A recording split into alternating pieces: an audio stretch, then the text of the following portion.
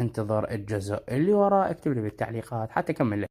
خطوات قليله وانهز من السجن، قفزت هاي القفزه لكن وقعت على هاي تشينكو بالقاع. اجى شرطي ضربني بوكس ووقعني بالقاع. قررنا ننهزم، بعدين حكينا ويا الحارس قال راح اطلعكم. سلم عليه صديقي ضربه ببطنه موته. احنا هنا انذهلنا، قلنا له ليش تضربه، ماكو داعي راح يساعدنا. قال مالكم شغله، اذا تردون تطلعون تعالوا وياي واذا تردون خلوكم. احنا انصدمنا، اخذنا المفتاح من الحارس وطلعنا. ظليت مصدوم، قررت ننهز من السجن بعد 50 سنه قضيناها بهذا السجن.